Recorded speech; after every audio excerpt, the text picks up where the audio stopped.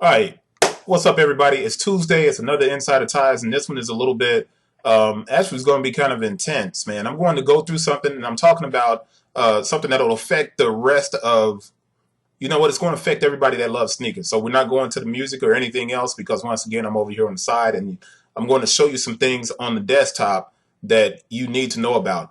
If you are a person that's a reseller, this is really for you. If you're a person that loves to buy sneakers, or you buy sneakers and you're going to be buying sneakers on Amazon, this is really for you as well. It's very important. What we're talking about today is something that's called brand gating, Gating.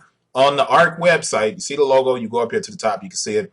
I wrote a post and it was called "The Holiday Sneaker Season Will Be the Wild Wild West" because of this. And that this is brand gating. Now, 2 years ago, before I get deep into this, 2 years ago, I recognized, actually, it was probably about 3 years ago, I recognized that I couldn't sell New Balance on Amazon anymore.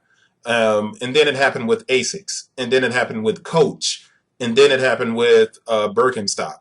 So you had all of these different brands that you could no longer sell as a third party seller. Now, I don't have an account with any of the companies that I sell shoes for.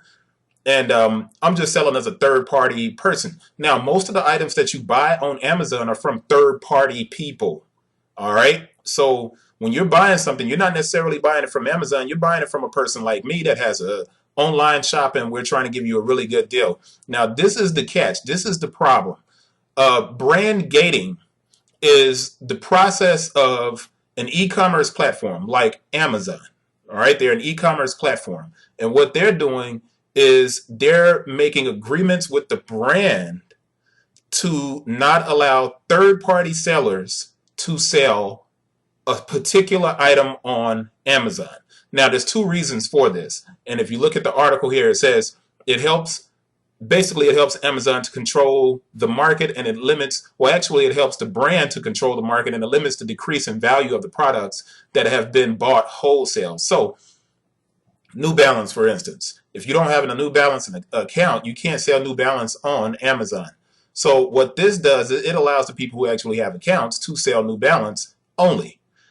This does not diminish the brand in certain ways. So let's say I go to a store and I see a New Balance on sale for $19.99. I pick it up and I want to buy it and sell it for $59.99. Well, that decreases the value of the shoe down from $75, which was the retail price, down to $59.99. But that's not actually true. So in some instances, yeah, it may help the brand, but I think in some cases it actually hurts the brand for them to go into this brand gating where they prevent a third party person from selling their product.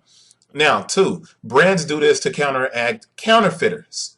Um, that should be a win-win. But this is the problem. When you inspect it, it doesn't necessarily hurt the counterfeiters. They can simply move on to another shoe. Who it hurts are people like me. I've been on Amazon for a very long time. I've made a lot of money on Amazon as a reseller. And what it does is it hurts people like me who um, actually take really good care of their customers. So I'm going to show you something. And this is what it looks like when a product becomes brand gated on Amazon. Take, for instance, I was selling a ton of NMDs, right? So I'm selling these NMDs. I'm rolling through it. I was the first person to have the all white monochrome NMD up on Amazon. So I was selling a ton of them. Sold about 40 or 50 pair of those shoes, right? They all came from legitimate places. We know that because, one, I got great feedback on Amazon. I don't sell fakes. Well, what happened was they allowed a lot of counterfeiters. And if you go to the ARC website, on the website, I actually talked about this on this article. So if you see this article, and I showed you pictures of what it looked like when you had a fake person selling shoes, it would say just launched, right? So let me give you a better picture than that, a bigger picture. It said just launched, and the person didn't have any feedback or anything else. Now you see me right here underneath these just launched people, and I'm at 99%, 606 total ratings. But the person above me had the buy box. So if someone bought the shoe from that person, more than likely they got a fake shoe. Now, what happened was, you know doggone well if you're a customer and the shoe is too cheap, you shouldn't be buying it. But people think they're trying to get a deal, and you're not getting a deal if something is too cheap. More than likely it's fake.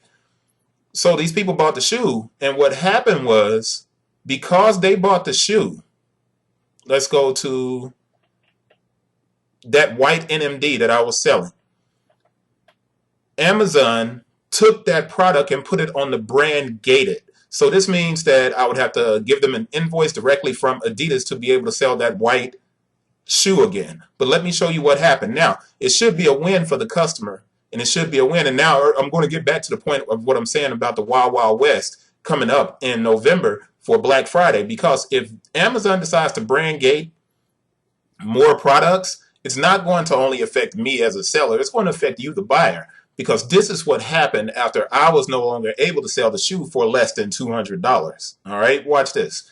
The white NMD, you'll note if you look over here to the side where I'm not in stock or where I'm in stock, I'm always the lowest person when I'm in stock on a shoe. And that's because I like taking care of my customers.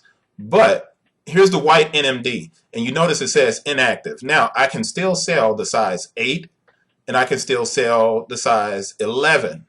But I don't have any of those in stock anymore. What I do have are the white NMDs in different sizes, but they're on my actual website. But I haven't sold any there because people don't go to your website to buy. They go to eBay and they go to Amazon or they go to some other website. And that hurts the customer because once I ran out of this shoe and it became an inactive shoe, which means that I can no longer post it. If it was inactive out of stock, it would look like this. This is now a brand gated shoe. You can look at the price of the shoe now and see that it's upwards of $225 a pair. This pair is at $365.95. I don't care who you are. One, more than likely, you're not going to pay that much for this shoe. But if you notice, the people who have accounts don't have to adjust their prices down anymore because they don't have to worry about people like me who come in and say, hey, people shouldn't have to pay any more than $100 over the cost of retail for a pair of shoes. All right. I'm kind of the enemy of the account holders. Now the account holders have got it easy. So in November, if Amazon decides to brand gate a lot of products, it's going to be very bad on not me only, but the consumer is going to be facing prices like this, $289.99 plus $4 shipping for a pair of NMDs. So I wanted to do this quick insert of, or this quick insider ties on brand gating.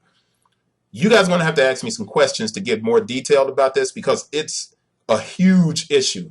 Go to the website, read the articles. I'm going to put the information down there at the bottom for the articles, and you guys will be able to check it out. But that's it. I'm ending this segment. Got to take a phone call, and I look forward to rapping with you guys next week.